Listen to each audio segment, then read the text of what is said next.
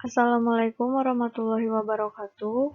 Perkenalkan, nama saya Ina Wilona Rudi, NPM 10060319127 dari kelas Farmasi D. Saya akan menerangkan tentang larutan isotonis. Diberikan soal sebagai berikut. Suatu larutan injeksi mengandung atropin sulfat 50 mg dengan nilai ekivalensi NaCl sebesar 0,45, natrium benzoat 1,0 mg dengan nilai ekivalensi NaCl sebesar 0,22, BHA 5,0 mg dengan nilai ekivalensi NaCl sebesar 0,60, Aquapi Ed 5 ml. Pertanyaan yang pertama yaitu, injeksi yang dihasilkan merupakan larutan jenis apa? Apakah isotonis, hipotonis, atau hipertonis? Yang kedua, bila bukan merupakan injeksi isotonis, hal apa yang akan dilakukan untuk membuat larutan tersebut menjadi larutan isotonis?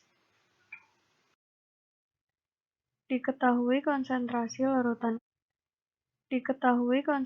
larutan isotonis yaitu sebesar 0,9%.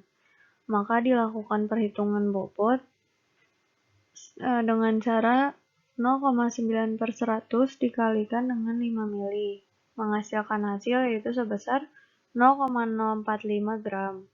Maka untuk membuat suatu larutan isotonis sebanyak 5 mili dibutuhkan bobot sebesar 0,045 gram.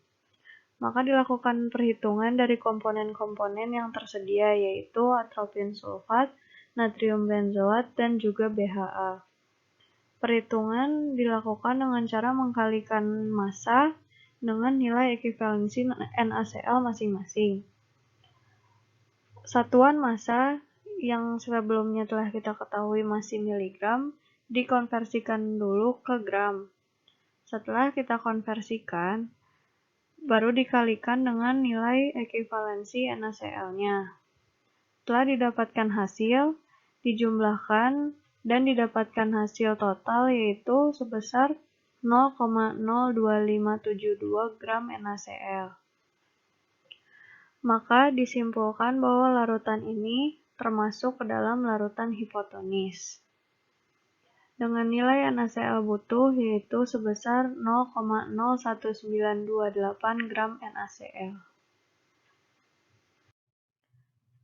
Perhitungan NaCl butuh dilakukan dengan cara mengurangi bobot yang seharusnya kita miliki yaitu sebesar 0,045 gram dengan hasil yang kita miliki, yang kita dapatkan dari perhitungan yaitu sebesar 0,02572 gram NaCl.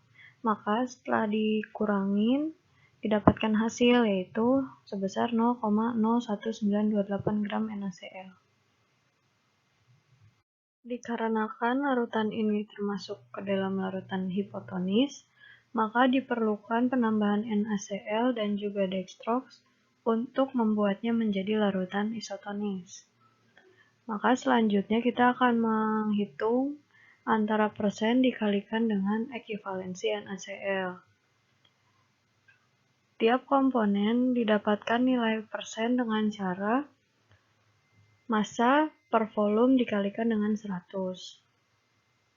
Untuk atropin sulfat didapatkan yaitu sebesar 1%, natrium benzoat 0,02%, dan BHA sebesar 0,1%. Maka hasil tersebut dikalikan dengan ekivalensi NaCl masing-masing, kemudian didapatkan hasil dan ditotalkan mendapatkan nilai yaitu sebesar 0,02572% NaCl, dengan nilai NaCl butuh sebesar 0,01928% NaCl. Selanjutnya, dilakukan perhitungan dextrox yang kita butuhkan untuk membuat larutan ini menjadi larutan isotonis. Dengan cara yaitu, nilai yang sebelumnya kita dapatkan yaitu gram NaCl dan juga persen NaCl dibagi dengan nilai ekivalensi NaCl dari dextrox. Maka untuk massa didapatkan setelah dilakukan perhitungan yaitu sebesar 0,1071 gram. Dan untuk persennya didapatkan yaitu sebesar 0,1071%. Maka selanjutnya dilakukan perhitungan untuk mendapatkan nilai bobot dextrox itu sendiri dengan cara 0,1071/100 dikalikan dengan 5 mili. Maka didapatkan hasil yaitu sebesar 0,00535 gram. Bobot tersebut adalah bobot dextrox yang kita butuhkan untuk membuat larutan ini menjadi larutan isotonis. Maka dapat disimpulkan bahwa untuk menjawab pertanyaan yang pertama yaitu larutan ini merupakan larutan hipotonis. Dan menjawab pertanyaan yang kedua, itu hal yang perlu kita lakukan untuk membuat larutan ini menjadi larutan isotonis, yaitu untuk menambahkan NaCl dan juga dextrox. Setelah dilakukan perhitungan, diketahui bahwa kita membutuhkan NaCl sebanyak 0,01928 gram NaCl, dan untuk dextrox dibutuhkan 0,00535 gram. Sekian penjelasan saya. Mohon maaf apabila ada kekurangan. Wassalamualaikum warahmatullahi wabarakatuh.